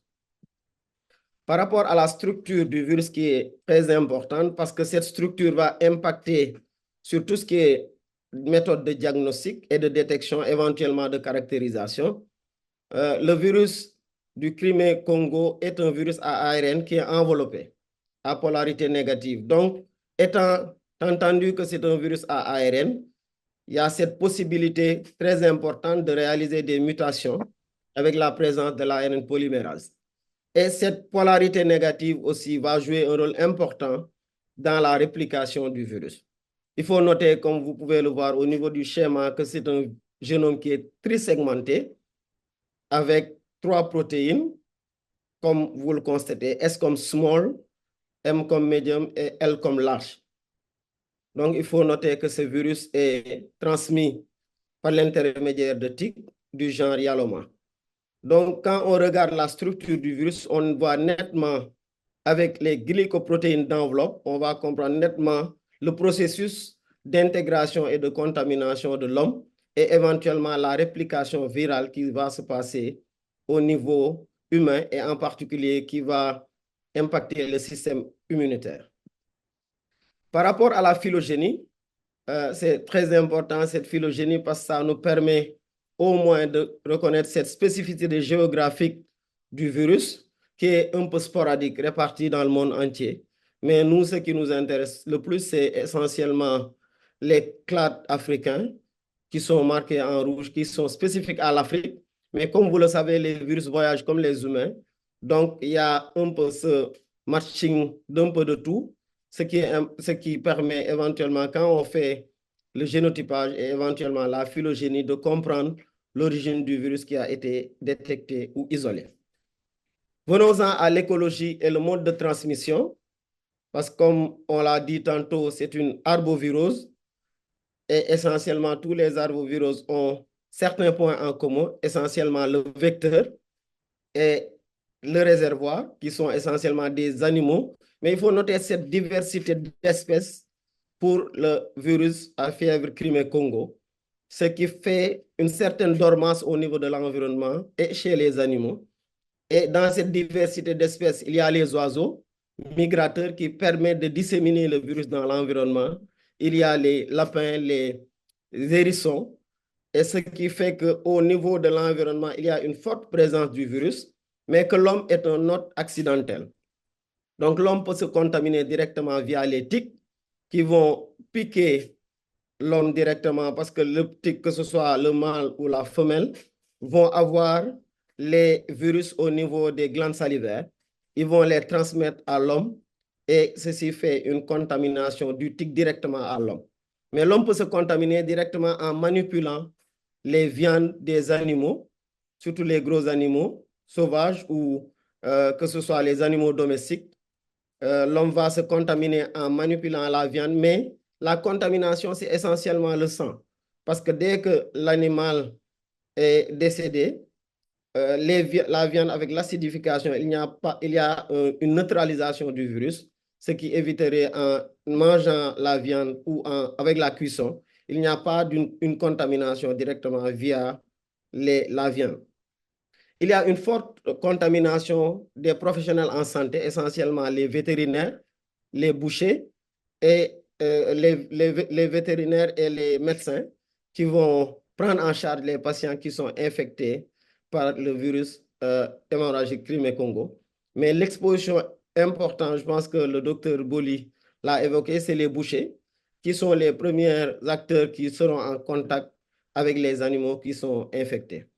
Une transmission sexuelle a été décrite, donc vous comprendrez aisément qu'il y a un risque de la transmission de la mère à l'enfant. Donc par rapport aux facteurs de risque, comme nous l'avons évoqué dans l'écologie, cette écologie explique les facteurs de risque et les populations qui sont essentiellement exposées à faire l'infection à la fièvre hémorragique Crimée-Congo. Et ces acteurs sont essentiellement répartis entre les agriculteurs, les éleveurs qui sont dans les zones endémiques, mais aussi chez les animaux, que ce soit les animaux sauvages ou les animaux domestiques. Les vétérinaires, comme on l'a évoqué tantôt, et les bouchers qui vont sacrifier les animaux ou les vétérinaires en faisant un diagnostic au niveau de l'animal, en oubliant les ISEPI, les équipements de protection individuelle, parce qu'il faut noter que c'est un virus de classe 4, donc dont la manipulation nécessite un laboratoire de P4, mais aujourd'hui avec les laboratoires de P3, il y a possibilité de manipuler le virus au niveau de ces laboratoires de P3 améliorés. Donc par rapport aux professionnels hospitaliers, comme nous l'avons dit tantôt, ils peuvent être exposés en prenant en charge les patients qui sont dans la phase hémorragique. Par rapport à la structure du génome de la fièvre hémorragique Crimée-Congo, comme je l'ai dit tantôt, la structure virale est extrêmement importante parce qu'elle a un impact sur les méthodes de diagnostic, parce que ce sont les méthodes qui seront utilisées. Docteur Padan? Oui. Excusez-moi, on va vous demander d'accélérer, donc peut-être on vous laisse 10 minutes pour finir. Hein? Ensuite, il y aura les questions. Hein? Excusez-moi. Hein? Non, il n'y a pas de problème. Donc, la structure virale explique un peu les méthodes de diagnostic, que ce soit les méthodes sérologiques ou les méthodes moléculaires. Donc, par rapport au cycle de réplication, le virus étant un virus enveloppé avec les glycoprotéines, va se fixer au niveau des macrophages ou des cellules endothéliales en particulier. Et il y a une endocytose avant de faire une réplication, comme nous l'avons dit tout à l'heure, puisque c'est un virus à polarité négative, il va se transcrire en ARN positif afin de faire la réplication. Ensuite, suivra la traduction des protéines virales. Ensuite, l'assemblage va se faire au niveau de l'appareil de Golgi avant que le virus soit exocité au niveau de la circulation sanguine. Maintenant, cette structure du virus explique un peu aussi l'évolution des différentes phases, parce qu'il y a la phase d'incubation où généralement il n'y a pas de signe clinique. Il y a la phase pré-hémorragique où je ne vais pas lister les différents symptômes, mais ces phases sont importantes dans le diagnostic indirect parce que comme vous allez le voir plus loin, il y a un diagnostic indirect qui est basé sur l'hématologie et la biochimie. Maintenant, il y a la phase hémorragique et enfin la phase de convalescence. Pour la phase hémorragique, par rapport à la thrombopénie et tout ce qui est perturbation de la coagulation, le patient passe, mais quand le patient arrive à survivre, il garde une certaine immunité, mais qui dure 5 ans. Par rapport aux différentes étapes immunologiques, dans la phase d'invasion avec les cellules immunitaires, il y a une réponse cellulaire très agressive, médiée par les cellules TH1, avec les CD8 qui vont produire essentiellement des cytokines inflammatoires comme le TNF-alpha, l'interleukine 1 et l'interleukine 6, ce qui explique essentiellement les symptômes qui sont agressifs comme la fièvre et tout ce qui suit. Il y a aussi une perturbation de la coagulation et ensuite il y a une dépression immunitaire qui va altérer la réponse immunitaire adaptative. Dans cette diapositive, par rapport aux différentes phases et surtout par rapport à l'évolution, comme nous l'avons dit, hématologique et biochimique, en particulier la thrombopénie et la leucopénie, et aussi les transaminases qui vont constituer des marqueurs indirects pour un peu suivre l'évolution de la maladie, depuis l'incubation, la phase hémorragique ou la convalescence. Et comme vous pouvez le constater, en fonction de la cinétique de ces différents paramètres, il y a une évolution vers une guérison ou une évolution vers la mort du patient. Par rapport aux facteurs de gravité, ces facteurs de gravité sont médiés par une charge virale qui sera élevée, un retard de prise en charge si le diagnostic précoce n'est pas réalisé et surtout quand il y a des co-infections. Par rapport aux méthodes de diagnostic du virus hémorragique Crimée-Congo, il y a d'abord des méthodes antigéniques qui dépendent de la phase de la maladie. Il y a les méthodes sérologiques, mais surtout les méthodes moléculaires qui sont dans la première phase de la maladie. Donc, quand on dépasse les 9 jours, il y a une difficulté de réaliser les tests moléculaires. Les tests moléculaires sont réalisés dans les 9 premiers jours. Ce qui reste, c'est ensuite les tests sérologiques qui vont déterminer la guérison parce que les patients qui seront guéris vont présenter des anticorps et aussi au niveau des animaux, ce qui permettrait de faire une surveillance active au niveau des animaux pour voir la circulation du virus hémorragique Crimée-Congo. Par rapport à la prise en charge, il faut une prise en charge symptomatique qui est basée sur la transfusion sanguine et la réhydratation, mais éventuellement, il y a une possibilité de faire un traitement antiviral, mais ce traitement antiviral n'est pas utilisé dans tous les pays du monde. Il faut surtout se baser sur la prévention avec les luttes antivirales, mais surtout en faisant une surveillance active au niveau des animaux. Ce qui est important aussi, c'est comme on l'a dit tantôt, c'est de faire la caractérisation génomique, parce que ce qui est un gap au niveau des pays africains, en particulier de l'Afrique de l'Ouest, c'est vraiment comprendre la phylodynamie, pouvoir surveiller les virus et en particulier les arbovirus. Et je pense aujourd'hui le Sénégal est assez outillé pour faire cette surveillance phylodynamique. Et au niveau de notre laboratoire, au niveau de l'IRSF, nous avons fait du Prépar-NEST depuis 2021 en mettant en place un laboratoire de P3 amélioré et deux laboratoires mobiles qui nous permettent de faire des interventions au niveau du terrain et de pouvoir appuyer les politiques de santé. En plus des autres plateformes virologiques et moléculaires, nous avons une plateforme génomique très fournie qui nous permet de faire l'identification et la caractérisation des génomes afin de pouvoir faire cette surveillance phylodynamique. Nous avons aussi intégré l'approche One Health dans notre démarche en prenant en compte tous les aspects, que ce soit l'environnement, les animaux, les hommes, pour pouvoir être prêts à faire l'investigation en cas de ces épidémies. Nous avons aussi étendu nos domaines de compétences au niveau international et sous-régional en formant autant les scientifiques des instituts de santé publique que les scientifiques qui sont dans les laboratoires de recherche, que ce soit en anglais ou en français, pour les capacités à renforcer cette surveillance. Et ceci a découlé sur un diplôme universitaire que nous avons organisé récemment, parce qu'il ne suffit pas que de surveiller le Sénégal, mais il serait important de surveiller les pays frontaliers, et ces aspects peuvent être mis à contribution pour renforcer la surveillance. Et ce diplôme, on l'a organisé et ses collègues ont été capacités et peuvent dupliquer facilement ces méthodes au niveau de leur pays. Et ensemble, on va faire une surveillance intégrée. Pour conclure, le virus hémorragique Crimée-Congo est un virus redoutable dû à sa gravité et son potentiel. Il faut une forte vigilance et une prise en charge précoce. Et pour cela, il faut faire aussi un diagnostic précoce. Il faut faire une surveillance intégrée et holistique en intégrant l'aspect One Health, mais dans toute sa composante, y compris l'environnement.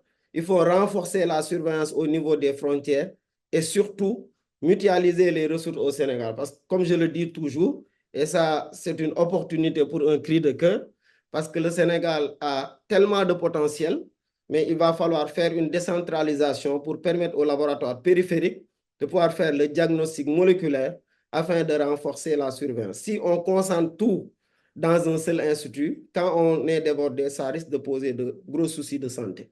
Pour les perspectives, il faudra surtout faire la surveillance dynamique, comme on l'a dit, de l'environnement et intégrer les facteurs climatiques et aussi mettre à contribution une équipe multidisciplinaire composée de microbiologistes, d'épidémiologistes, de vétérinaires et de cliniciens et réaliser la phylodynamie au niveau ouest-africain, mutualiser encore une fois les ressources pour optimiser les résultats de surveillance. Ce sont les références que nous avons utilisées.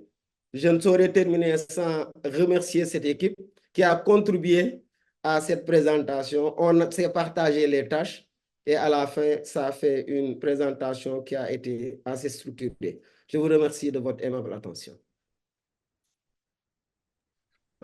Merci, Dr. Padan, pour cette brillante présentation. Donc, désolé de vous avoir accéléré, hein, mais vous avez tenu dans les temps. Il n'y a pas de souci, on comprend.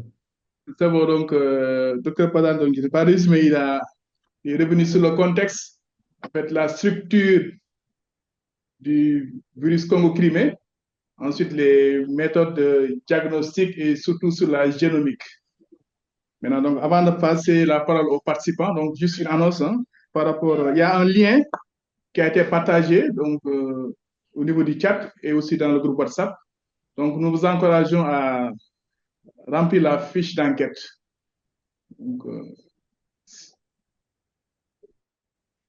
Maintenant, c'est bon. Maintenant, est-ce qu'il y a des questions, des éclaircissements ou bien des contributions par rapport à la présentation du docteur Padan?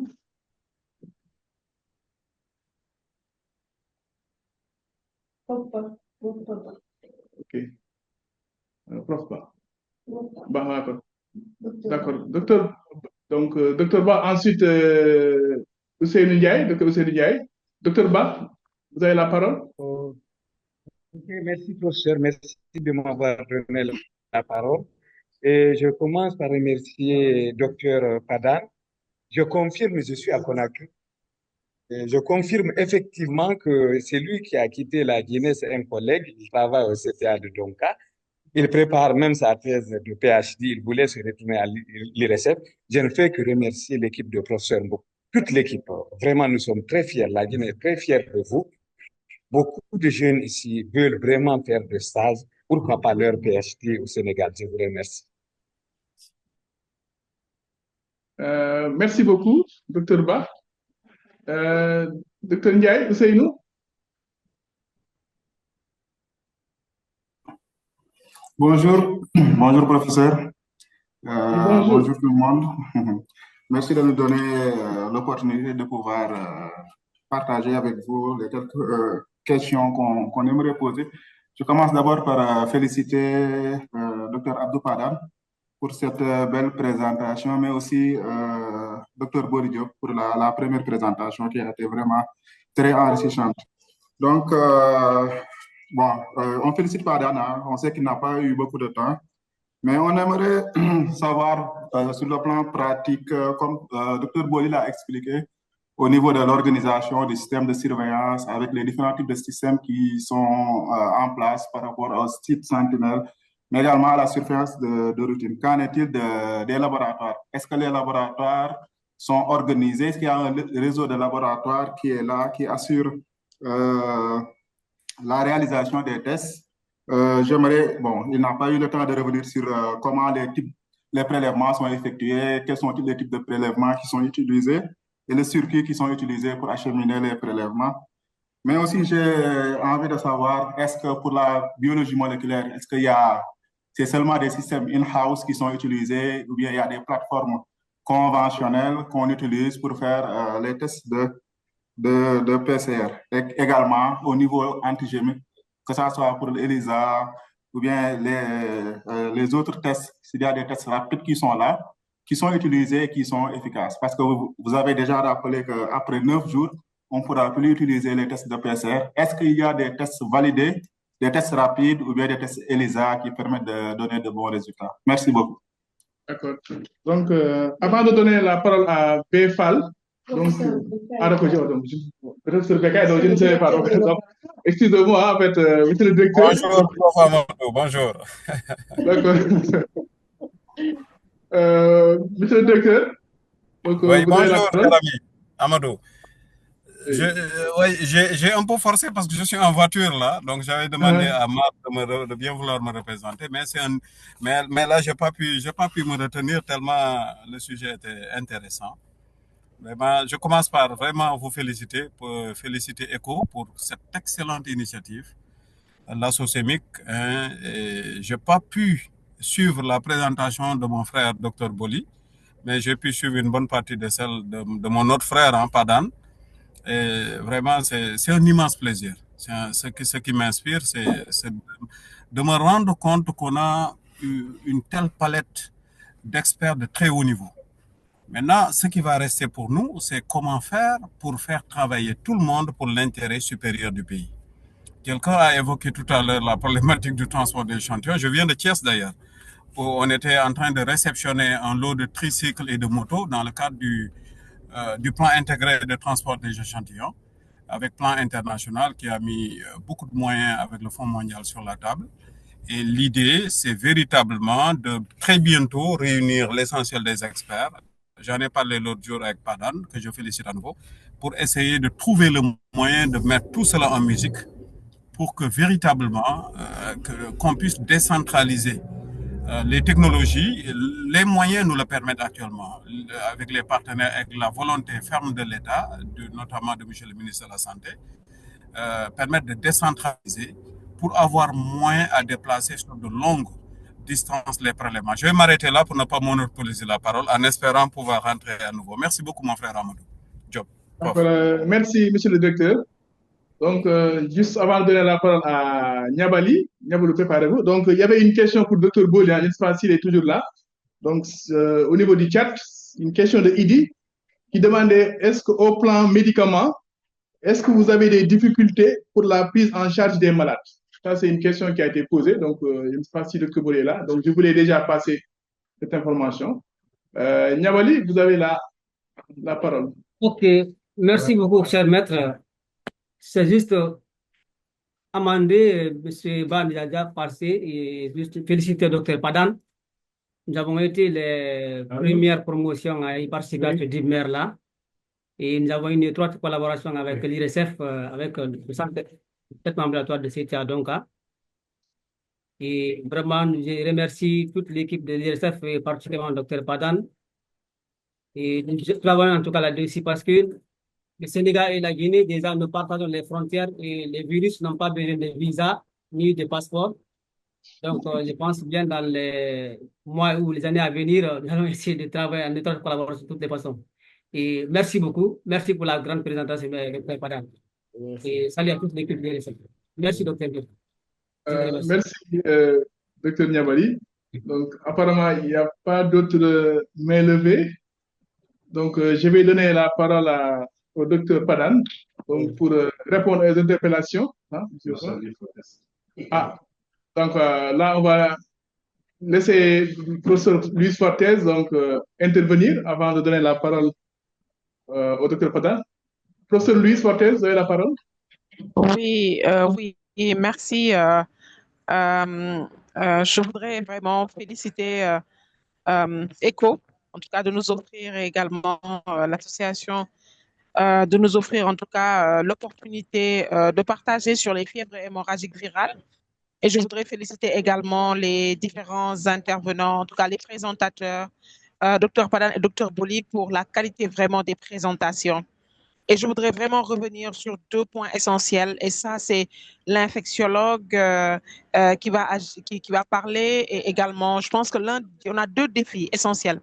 C'est la précocité de détection des cas de fièvre hémorragique. Parce que plus il y a une rapidité dans la détection, il y a moins de cas, il y a moins de cas contacts, il y a une meilleure prise en charge des patients. Et je pense que pour améliorer la détection des cas, il y a le transfert, en tout cas la possibilité de faire un diagnostic partout au niveau du Sénégal. Et je pense que monsieur le directeur tout à l'heure venait sur cette, en tout cas sur cette perspective-là, de vraiment un transfert de compétences au niveau régional. Absolument. Le deuxième défi, quand nous parlons de fièvre hémorragique, nous pensons au risque de transmission. Et la fièvre hémorragique Crimée-Congo, elle est contagieuse. Donc, on pense au cas contact. Et donc, quand on pense au cas contact, je pense au personnel soignant. Et il faut impérativement que nous puissions améliorer dans nos différentes structures sanitaires le niveau de prévention et de contrôle de l'infection pour éviter vraiment qu'il y ait une infection parmi le personnel soignant. Et cela également fait partie de nos prochains challenges, améliorer le niveau de PCI dans nos différentes structures sanitaires. Je vous remercie et je vous félicite pour cette session. Merci. Professeur Luis Fortes peut répondre sur la prise en charge, la question sur la prise en charge. Elle peut répondre. Elle est une experte attitrée. D'accord. Donc, il y avait une question. Oui, il y avait une question sur la prise en charge. C'est vrai qu'au niveau de l'hôpital d'Al Jam, nous avons eu à prendre en charge parmi les cas qui ont été présentés 3 cas de Crimée-Congo. L'une des difficultés auxquelles nous sommes confrontés, Dr Boli l'a dit, c'est vraiment le syndrome hémorragique. Quand ces syndromes hémorragiques arrivent, nous avons un problème de disponibilité parfois de concentrés plaquettaires. Parce que dès qu'ils arrivent, que le diagnostic est posé, les patients sont isolés, on a une disponibilité d'équipements de protection individuelle, mais par rapport à la prise en charge des patients, je pense que d'une part, ce qu'il nous faudrait, ça c'est un problème national parfois, la disponibilité des concentrés plaquettaires, mais également, un jour, je discutais avec un virologue, je lui disais que quand nous avons des cas de fièvre hémorragique Crimée-Congo, quand nous avons une suspicion, je vais dire, nous avons tendance à demander des premiers bilans parce que quand un patient vient dans un tableau de syndrome hémorragique, nous sommes obligés de faire un bilan, une numération, une créate, un bilan hépatique. Mais également, ça, je pose la question à ceux qui travaillent dans les laboratoires. Normalement, si les mesures de PCI qui s'appliquent aux laboratoires sont respectées, quel que soit le prélèvement qui arrive, mais on sait que ces prélèvements doivent être manipulés dans des laboratoires de type P3, P4. Donc, nous, quand nous faisons ces suspicions-là, cela n'empêche que nous envoyons ces tubes sanguins au niveau du laboratoire en mettant suspicion. Est-ce qu'il ne devrait pas y avoir dans nos hôpitaux, je ne sais pas trop, ça c'est une question que je me pose, des appareils, je ne sais pas si c'est des POC, pour faire, c'est-à-dire que au niveau des maladies infectieuses même, ou certaines structures, nous avons la possibilité de faire des examens en urgence sans que ces prélèvements-là, ces tubes sanguins, aillent au niveau du laboratoire central. En tout cas, je me suis posé la question par rapport à ces tubes, ces prélèvements sanguins que nous faisons, que nous envoyons dans nos laboratoires, alors que parfois nous avons des suspicions de fièvre hémorragique. Donc, pour Crimée-Congo, il n'y a pas, en tout cas, de traitement. C'est vrai que la ribavirine, il y a beaucoup de discussions par rapport à l'efficacité même de la ribavirine, soit en traitement, soit en prévention. Le traitement, il est purement symptomatique. Nous traitons les symptômes. surtout pas d'anti-inflammatoires non stéroïdiens. Et de plus, quand le patient a un syndrome hémorragique, on a recours à la transfusion de concentré plaquettaire. Il nous est arrivé d'avoir des patients très graves qui ont été transférés au service de réanimation de l'hôpital Dalal Jamm, où nous avons également la possibilité d'isoler les patients. Merci. J'espère que j'ai répondu à la question. Merci. Merci, professeur Louis Orthez. Je demande qu'on a un peu. Non, vas-y. Donne la parole à docteur. D'accord. Docteur Lo? Docteur Lo? Merci beaucoup, professeur. Donc, je viens un peu donc apporter un peu aussi notre expertise en matière donc, pour la prise en charge, pour voir un peu, comprendre un peu le comportement du virus. Parce que quand il y a une infection, le virus Crimée-Congo a tendance à bloquer le gène de l'interféron au niveau cellulaire. Et ce blocage va entraîner donc un shoot-off de la production d'interféron, interféron de type 1, surtout interféron bêta. Maintenant, dans la prise en charge, parce qu'il parle de ribavirin, mais tout ce qu'on sait, c'est qu'avec ce virus-là, il a toujours tendance à bloquer ce gène et empêche donc au virus, donc permet au virus donc de faire la réplication. Parce que s'il y a une charge virale qui est bien connue, très élevée, rassurez-vous une chose, qu'il y a un shoot-off de l'interféron. Parce que l'interféron de type 1, c'est ce qui démarre l'immunité innée. Et c'est ça qui va déclencher donc l'immunité adaptative. Parce que je n'ai pas vu un peu dans la présentation, parce qu'il parle de l'immunité cellulaire, où on parle de DFN alpha, etc. Mais retenez également que pour Crimée-Congo, comme pour la fièvre de la Vitelliforme, ce qui est extrêmement déterminant, c'est le type d'interféron bêta qui joue un rôle crucial donc pour le devenir d'outcome des symptômes. C'est juste ce que je voulais apporter comme contribution. Voilà, merci beaucoup, Dr Lo. Donc, nous allons donner la parole au Dr Padan pour apporter des éléments de clarification.